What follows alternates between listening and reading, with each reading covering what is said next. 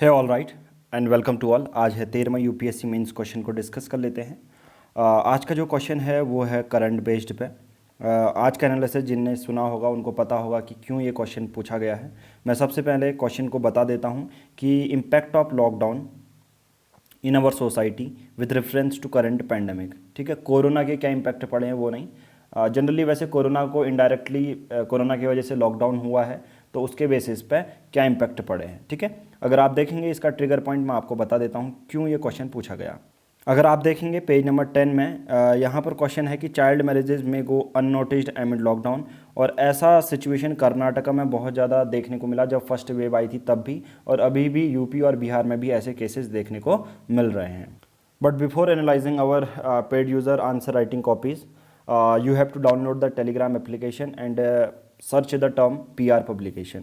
तो आप इसको सर्च करेंगे तो आपको ये फ्री ग्रुप मिल जाएगा। यहाँ पर डेली के बेसिस पर आप यूपीएससी मेंस क्वेश्चन जो है प्रैक्टिस कर सकते हैं, दूसरों की आंसर राइटिंग देख सकते हैं किस तरह से आप लिखेंगे। ओके राइट, जिनको भी नहीं पता यूपीएससी प्रीलिम्स की डेट पोस्टपोन हो चुकी है, 10 अक्टूबर अब हो चुकी है, तो आप मेंस में आप ज़्यादा फोकस कीजिए। राइट, देखिए उसके साथ साथ जिनको नहीं पता, पीआर पब्लिकेशन की जो पेड प्लान्स हैं उनमें डिस्काउंट रेट अभी चल रहा है। जो ईयरली प्लान है जिसमें आंसर राइटिंग है या दूसरे की आंसर राइटिंग आप देख सकते हैं, अपनी आंसर राइटिंग को चेक कर सकते हैं, तो 499 रुपीज़ का जो प्लान था उसको 349 रुपीज़ कर दिया गया है।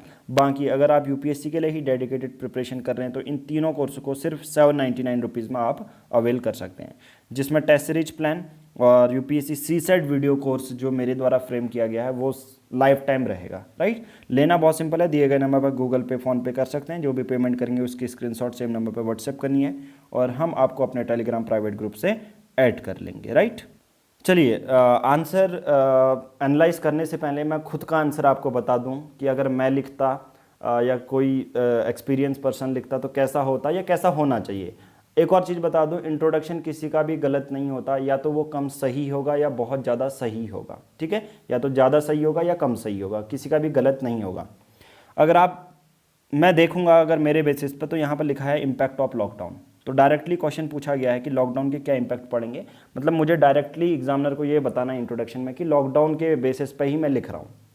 तो देखो अगर मैं बात करूँगा पिछले लॉकडाउन की, अगर कभी भी बात करूँ तो हमने विटनेस किया है या हमारी जनरेशन ने विटनेस किया है अभी का लॉकडाउन, कुछ 2-3 डिकेड में या 5-6 डिकेड्स में तो नहीं हुआ है। बट अगर लॉकडाउन के बारे में बात करें या ऐसा जब लोग बाहर नहीं निकलते, या तो एमरजेंसी में हम देखा है, या नॉर्थ ईस्ट में जो दिल्ली में, या कोई भी इंटरनल सिक्योरिटी वाले मामले होते हैं जिसमें सेक्शन 144 लगा दी जाती है और लोगों को घर से, या कर्फ्यू वाला सिस्टम होगा, बट वो इंटरनल सिक्योरिटी से रिलेटेड रहते हैं। But due to the pandemic lockdown को बहुत कम विटनेस हमने किया है, तो आप ये एक बहुत बड़ा अच्छा टाइम है अपनी इंट्रोडक्शन को स्टार्ट करने का।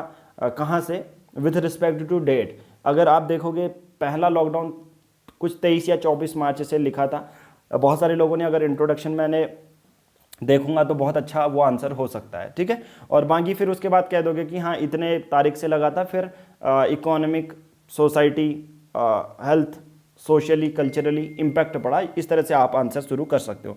नहीं लिखा कोई दिक्कत नहीं है, बट लिखोगे तो और ज़्यादा सही हो जाएगा। ठीक है, कोई आंसर कोई सही ज़्यादा सही होता है, कोई कम सही होता है, इसी के बेसिस पे लिखना पड़ता है। 150 शब्दों में तो आपको वर्ड लिमिट भी मार्क करनी है। तो चलिए जल्दी जल्दी अपने यूज़र्स की आंसर राइटिंग एनालाइज करते हैं।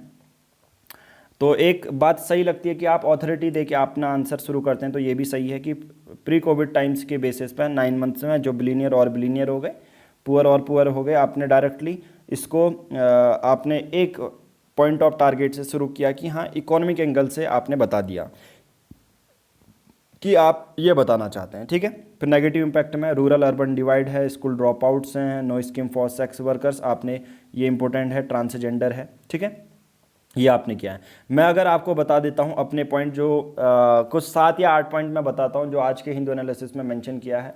ठीक है, सबसे पहला, जब कोविड-19 चल रहा था माइग्रेंट लेबरर्स सबसे ज़्यादा डैमेज हुआ था। दूसरा आप देखोगे डोमेस्टिक वायलेंस महिलाओं के लिए बहुत ज़्यादा बड़ा है। तीसरा एजुकेशन और हेल्थ में, सिंपल सी बात है यार, लॉकडाउन लगा है तो बच्चे स्कूल नहीं जा पा रहे हैं। 2-3 साल से हमारी खुद भांजी जो हैं वो पुणे से आई हुई हैं यहाँ, वो पढ़ती नहीं है, ठीक है, राइट, मतलब स्कूल नहीं जाती हैं। तो सिंपल सी बात है कि कहीं ना कहीं इम्पैक्ट पड़ा है कि पहले जब आई थी या अब जब है तो कितना ज़्यादा इम्पैक्ट है। वैसे ही हेल्थ के रिलेटेड इश्यू हैं कि अगर हेल्थ से रिलेटेड ये होता है कि नॉन कोरोना वायरस पेशेंट को तो देखा ही नहीं जा रहा, ठीक है, तो ये 5 पॉइंट हो गए। छठवां पॉइंट मैं बोलूँगा ट्रांसजेंडर। सातवां पॉइंट बोलूँगा सेक्स वर्कर्स। सेक्स वर्कर्स मतलब हर जगह सिटी में एक रेड लाइट एरिया होता है जहाँ पर पार्शियली गवर्नमेंट इनको अलाउड करती है, बट अगर आप देखोगे ड्यूरिंग द लॉकडाउन पहले भी और अब भी सेक्स वर्कर्स के लिए एक पर्टिकुलर स्कीम्स लाई ही नहीं गई, सिंपल सी बात है। और वैसे ही अगर आप जाएंगे तो during the corona virus sex workers जो है उनका जो जिनसे उनकी रोजी रोटी चलती है वो तो जाएंगे ही नहीं ना, है ना, क्योंकि कोविड-19 का समय आ रहा है, राइट। 7 पॉइंट हो गए। तो ये सब पॉइंट आप अपने उसमें, और एक इकोनॉमिक एंगल भी डालेंगे कि बहुत सारे लोगों की इनकम जो है कम हो गई, ठीक है। आई थिंक अब आपको मेरे पॉइंट समझ में आ गए होंगे। अब ये पॉइंट सिमिलर हैं, maternal death rate, increase domestic violence, ठीक है। फिर आपने सॉल्यूशन दिए हैं गैजेट्स का, प्राइवेट प्लेयर्स का, सुप्रीम कोर्ट को इंटरवीन करना चाहिए, गवर्नमेंट के इनिशिएटिव हैं, प्रधानमंत्री गरीब कल्याण योजना, लोन आप 3 महीने बाद भी चुकाओगे तो चलेगा, मॉरेटोरियम आरबीआई और बैंक ने किया, पीएम केयर्स फंड, और फिर लास्ट में आपने कंक्लूजन लिखा है ऊपर। ओवरऑल आपका आंसर बहुत सही है। इंट्रोडक्शन, फिर आपने गैप दिया है, लिखा भी अच्छा, पॉइंट भी अच्छे हैं, ठीक है।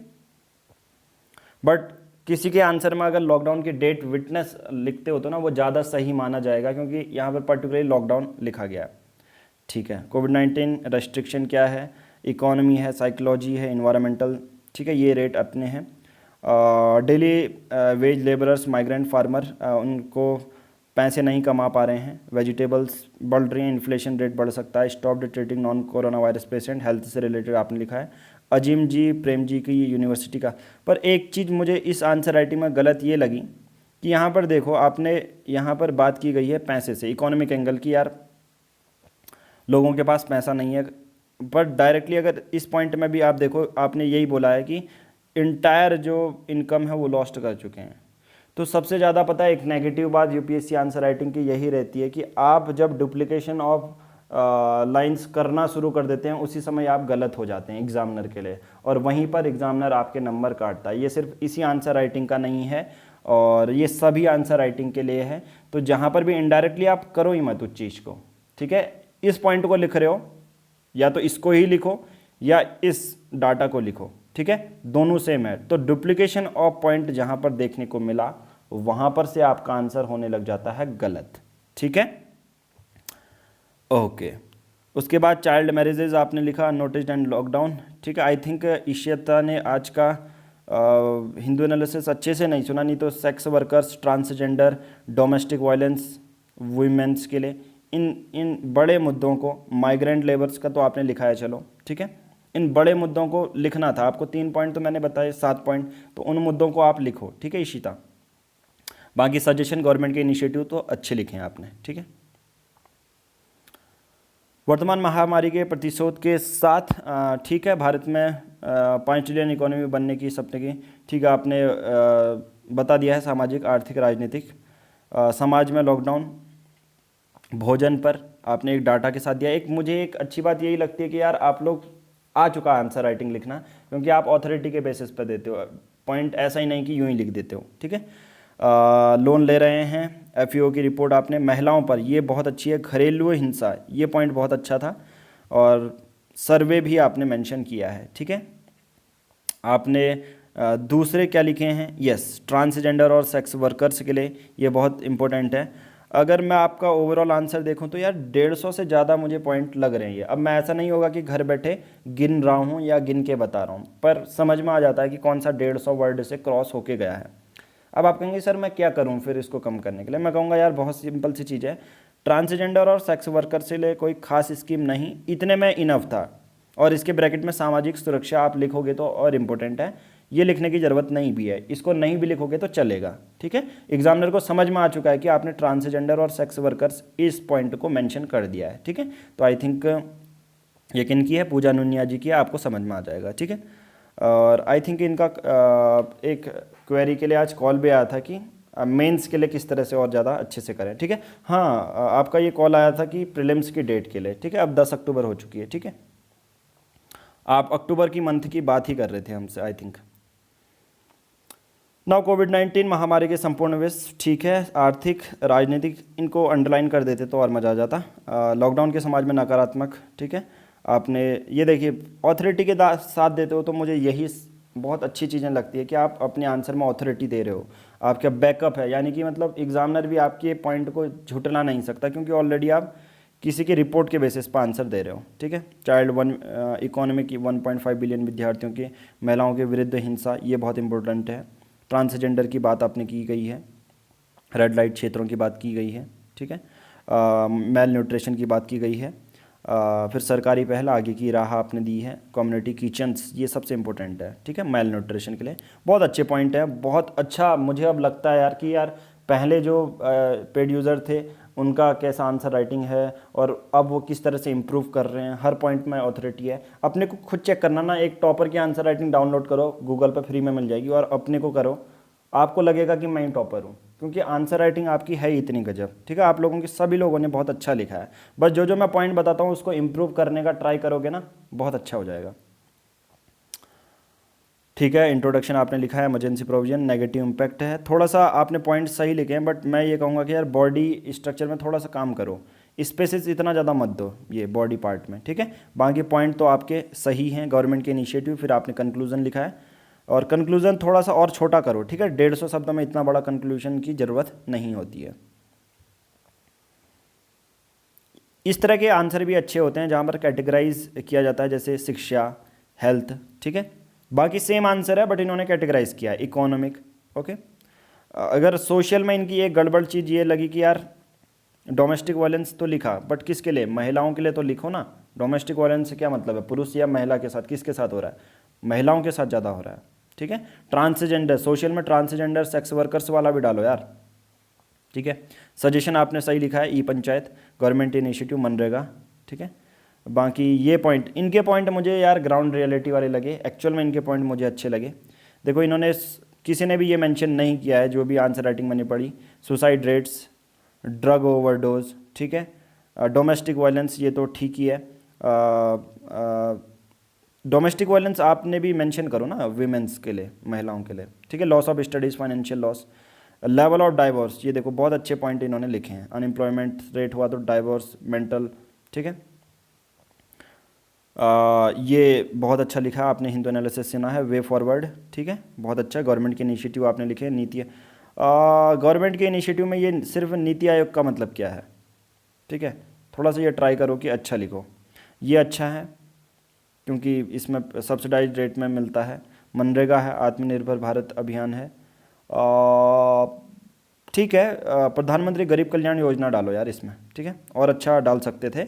बाकी आपके ये वाले पॉइंट मज़े आ गए, ठीक है। इन पॉइंट को जो दूसरे आंसर राइटिंग वाले हैं ज़रूर देखें, इन्होंने भी कैटेगराइज किया है। थोड़ा सा ये आप लोग भी, आप भी थोड़ा सा स्पेस कम दें, ठीक है।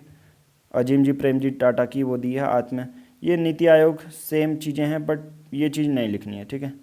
नीति आयोग से मतलब क्या है, गवर्नमेंट के इनिशिएटिव में नीति आयोग का क्या मतलब है, नीति आयोग तो एक बॉडी है यार, ठीक है। गवर्नमेंट हालांकि वो काम कर रही है बट नीति आयोग ने जो काम किया वो बताओ आप, ठीक है।